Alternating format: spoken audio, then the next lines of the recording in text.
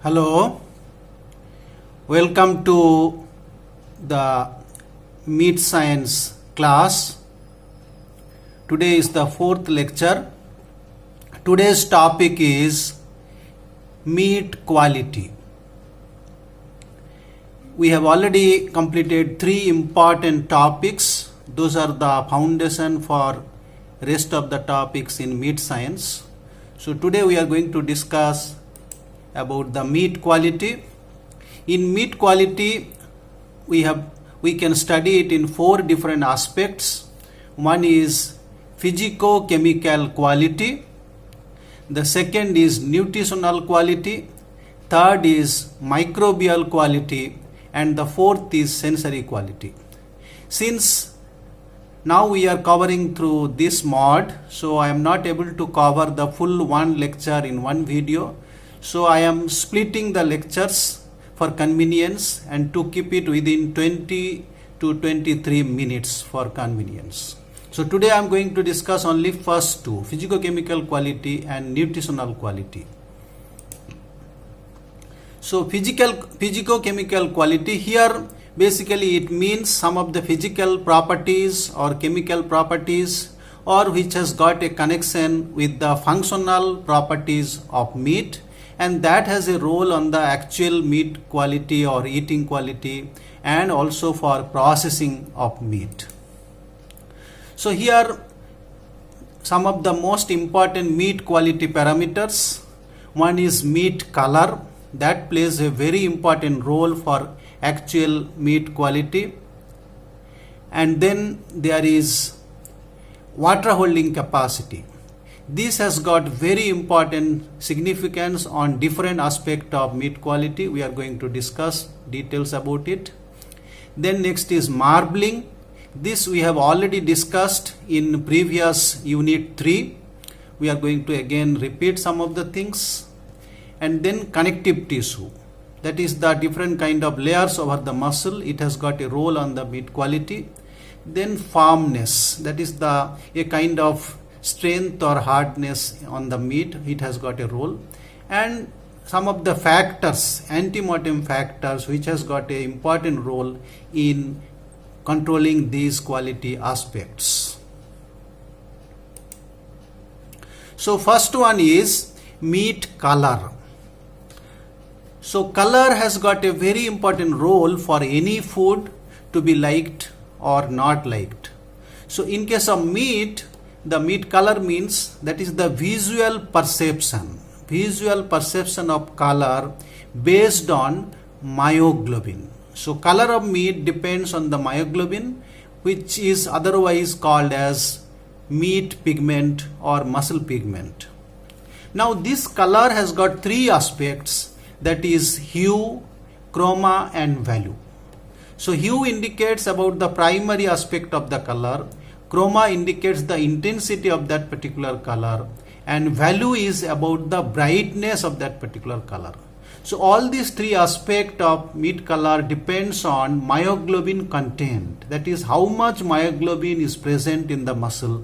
And the another important is the chemical status, or in what form myoglobin is present, that is the chemical form in which the myoglobin present. These two things decides about the meat color. Now one of the normal form in the muscle, myoglobin remains in a reduced form. So myoglobin, there is an ion atom, as you all know. So normally it is in a reduced state, that is in +2 valency. But after slaughter and dressing, in an appropriate time, the myoglobin get bound to oxygen.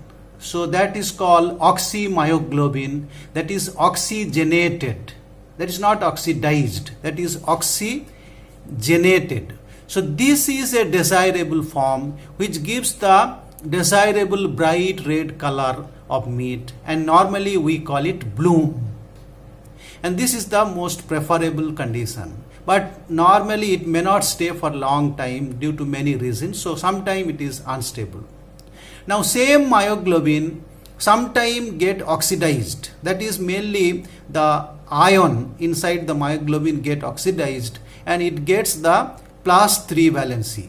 So then it forms metmyoglobin, and that gives brown color or somewhat dull red color, and that is not desirable. So many different conditions leads to this oxidation and formation of metmyoglobin and gives undesirable color.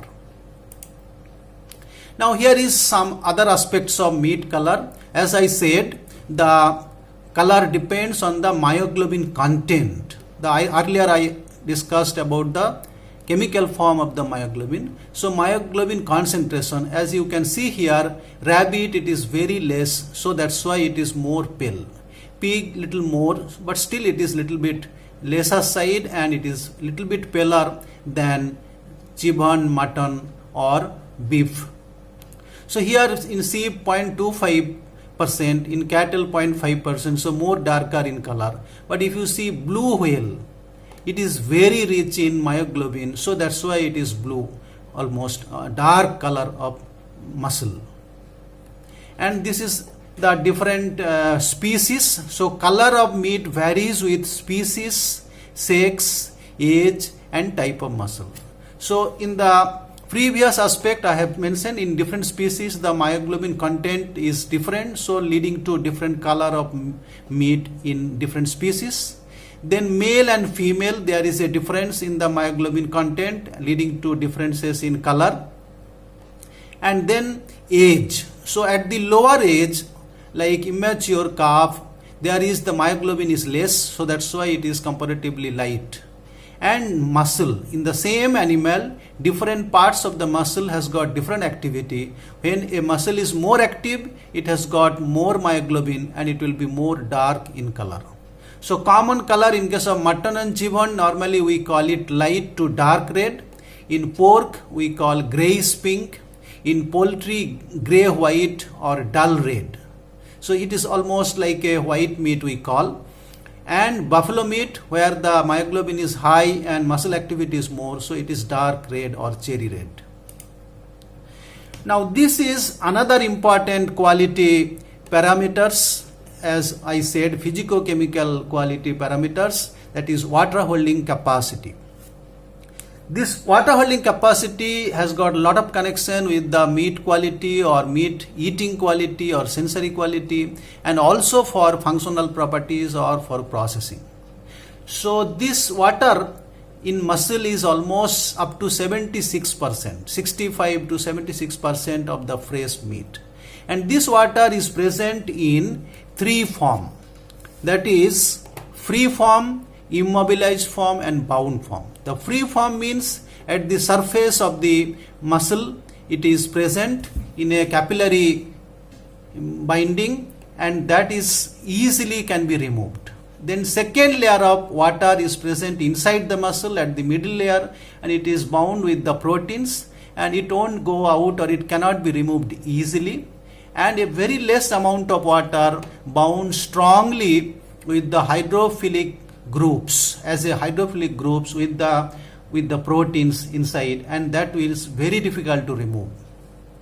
Now capacity of meat to retain its water during application of physical forces is known as water holding capacity. So what is water holding capacity? The capacity to retain the water against some physical forces, that is called water holding capacity. This water holding capacity, as I said, it has got a lot of connection. One is in case of cooked meat. So if the water holding capacity is more, the cooked meat will have better juiciness. In other words, it will not allow the water to go out during cooking. So it gives a somewhat better texture, color and juiciness. Other side, the water holding capacity has got an important connection with the processing of meat. So when we process the meat, that is by making ready to eat meat products or value added meat products, that time water holding capacity has an important role that plays in the yield of meat products and also the juiciness of the products. Now this is marbling. This we have already discussed in the previous unit. This is, as I said earlier, this is the intramuscular fat, or sometimes it is the fat inside the perimysium. earlier I have said epimysium, perimysium and endomysium. So perimysium is the layer covering the muscle fiber bundles. So in between the perimysium there is fat, that is the intramuscular fat or marbling. So this fat can be seen visibly. It is visibly detected in the muscle card surface, and we can understand how much marbling is there. There is a process for assessment of marbling through color comparison with a cross section and reference color that we have discussed earlier. Now the solidification of this fat has a very good advantage. So when we chill the meat, that time this fat inside the muscle gets solidified, and that gives a strength or hardness, or we call it firmness of meat, and which is good for desirable characteristics. Now most important thing is this marbling has a connection to flavor and tenderness. So this fat is inside the muscle, and when meat is cooked, this fat remains semi-solid or melted, and that helps in swallowing of meat when we are eating. So it gives flavor from the fat, and also it helps in swallowing. Indirectly it gives better tenderness to meat. Then connective tissue. This we have already discussed, that is the layers of connective tissue on the muscle. So that gives a negative effect or hardness or toughness to meat. So in case of more active muscle, the accumulation of connective tissue will be more, and that leads to toughness. And of course it varies with the age. In case of old animals, again connective tissue may not increase, but the cross link in the collagen increases, and that gives the toughness in case of meat from old animals.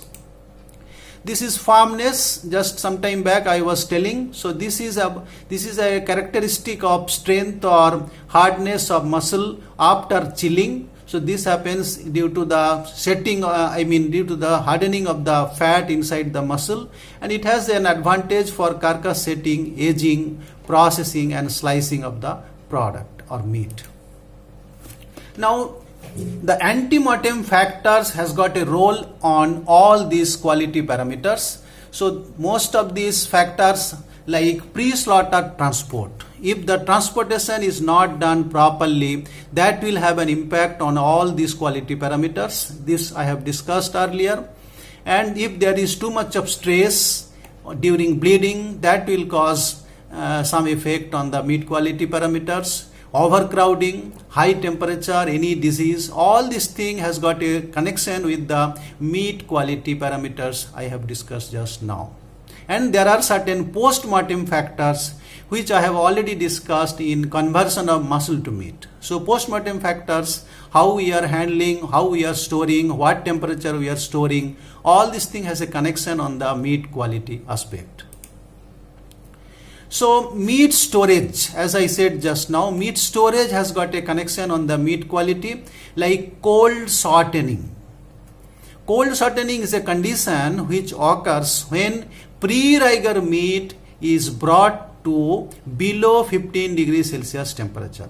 So earlier I have told that after slaughter the carcass should be brought to chilling, but then it has got a undesirable impact. If we chill the carcass below 15 degrees Celsius before the rigor mortis is over, then there is a shortening of muscle, and that is called cold shortening, and it makes the meat tough. So this shortening will be more when the temperature is lower, like if it is 10 degree, and it will be much more when it is at -2 degree. And this shortening can be up to 40%, and such meat becomes tough.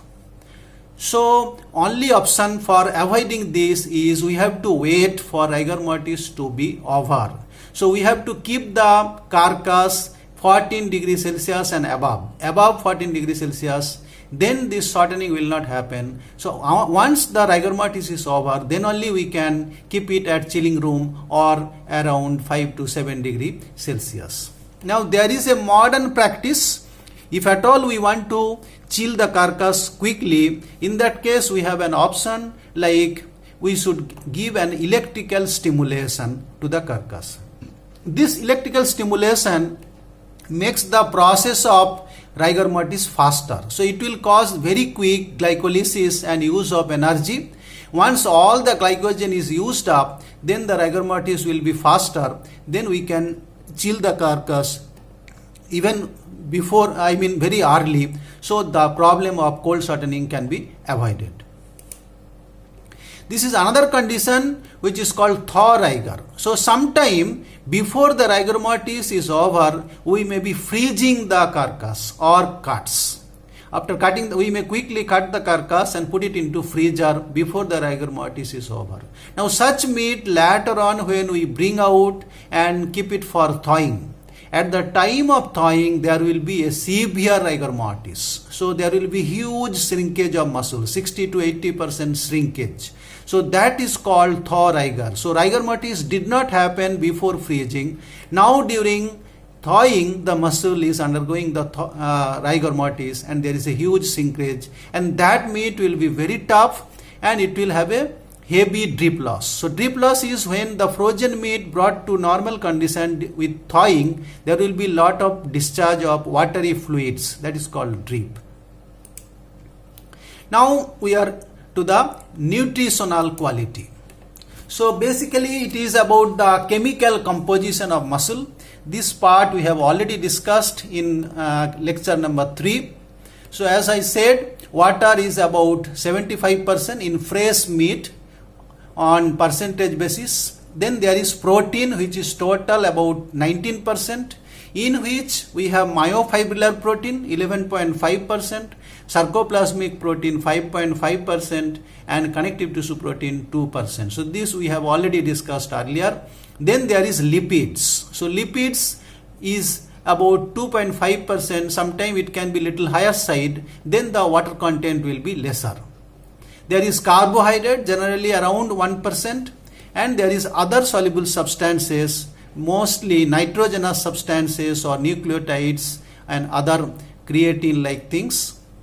And there is inorganic substances, which is coming under the category of minerals like phosphorus, potassium, sodium, magnesium, calcium, and other trace elements. And there is vitamins, which is in a very small quantity. Now first we will discuss about the water. Actually water is the largest component in muscle. This is between 65 to 75%. Now these water molecules, as I have already discussed with that water holding capacity, so these water molecules are attached with the charged groups of muscle proteins. So muscle proteins will have the carboxyl groups and amino groups. These groups will be ionized, and with which these water molecules will have bindings or hydrogen bondings. About 40% of the water is tightly bound and impossible to remove. As I said earlier, 40% of the water is very tightly bound, and thus most of the water remains in immobilized form and free form. There is 3 form: immobilized form, free form, and bound form. At higher pH, there is more retention of water. So when the pH, as I said, ultimate pH 5.4 to 5.6, later through the anaerobic glycolysis, the pH, after the post-mortem glycolysis, during aging, pH goes up, and that time there is a change in the ionization of the proteins in the muscle, and the water holding capacity will be increased because the protein chain get exposed. More chemical groups will be available for binding with water. Now 70% of water of fresh meat is located with the myofibrils. As I said, most of the water is bound with the proteins. Now this water holding capacity, as I have discussed earlier, if the water holding capacity is more, such meat will have better juiciness or better for processing of meat. Now here the species wise nutritive value of meat, roughly we can see here, mostly the protein is around 19, 20, 23% in chicken. Fat is 7, 6 in case of pork. In case of chicken, the fat is less. The ass about 1.5% in lamb, around 1%, poultry little bit less. And calorie in general, because there is hardly any carbohydrate, so the calorie content is very less in meat. Now the meat proteins. Meat proteins, as nutritional point of view, the meat is a very good source of proteins, and these proteins are having very high biological value. That means these proteins has got very important role in our health and nutrition because they are rich in essential amino acids. So what is essential amino acids? The amino acids which we cannot synthesize and we must get it from outside. That is the essential amino acid, and their deficiency leads to malnutrition and many other problems. So myofibrillar and sarcoplasmic proteins are very high quality because of the rich in essential amino acid, whereas connective tissue proteins are not so high quality, particularly collagen. They are little bit poor in lysine content. Then meat lipids. So lipids are also very valuable nutritional point of view, and the lipid content is inversely proportional to the water content. When the lipid content is more, water content will be less. So these meat lipids are mostly two types, neutral lipids and phospholipids. Neutral lipids means they are triglycerides. That is, a one glycerol molecule will have three different fatty acids bound as ester linkage. Now there are two kind of lipids, that is saturated fatty acid and unsaturated fatty acid. In case of meat, there is monounsaturated fatty acid. They are good for health. And main saturated fatty acid is palmitic acid and stearic acid. They are having C16 and C18. That is 16 number of carbon and 18 number of carbon. Now in meat lipids, the other unsaturated fatty acids are oleic acid, linoleic acid and linolenic acid. They are the mostly unsaturated fatty acid, but they are very essential for our body. So they are called as essential fatty acids. We cannot synthesize. Another is conjugated linoleic acid. This is available in ruminant meat and it has got lot of health benefits. In case of pork and organ meats, they are the very good source of linoleic acid and linolenic acid. There is another kind of fatty acid, that is phospholipids. They are very less quantity and sometimes they are not very desirable because that causes discoloration or oxidation and flavor problem in case of meat. There is another part of lipids, that is cholesterol, which is present in very less quantity in meat, particularly in organ meat or in liver. It is rich in cholesterol. Now carbohydrates, as I said, carbohydrate is very less in case of meat and very less amount, about 1%. Most of the carbohydrate gets exhausted during the process of rigor mortis or post-mortem glycolysis, and that leads to the ultimate pH. They have very important role in energy metabolism, glycolysis, and that's how it helps in the color, tenderness and water holding capacity. Then there is minerals. So in the animal body, about 3% of total body weight is inorganic matter. So these inorganic elements play a very important role in rigor mortis, in pH decline and water holding capacity. They influence the color, tenderization process and oxidative rancidity. So as I said earlier, the calcium release plays an important role in the post-mortem glycolysis, whereas oxidative rancidity like sodium and some minerals play as pro-oxidant.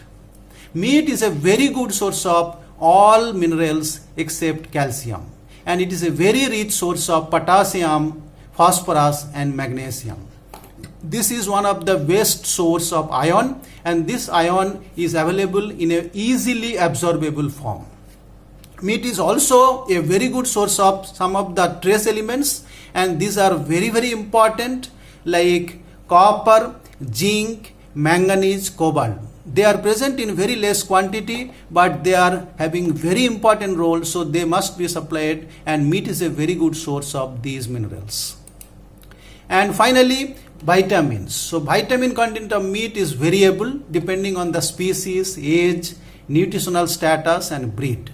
So as you all know, the vitamins are two categories, that is water soluble vitamins and lipid soluble vitamins. So water soluble vitamins are localized in lean tissues, whereas fat soluble vitamins will be deposited in the lipids.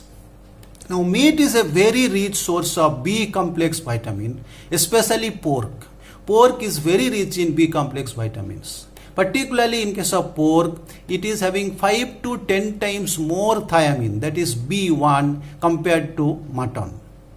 Most of the vitamins in meat are relatively stable during cooking, mostly, except thiamine. Thiamine get easily destroyed during cooking. Organ meats are comparatively rich in vitamins, especially liver. Liver is a rich source of riboflavin, niacin and B vitamins. So with this, we are at the end of this lecture. So today we have discussed about the physicochemical properties, composition and nutritive value of meat, and then next lecture we will discuss about the other quality parameters, especially microbiological quality. So hope it is more clear. You may contact me with any doubts for clarification. Thank you.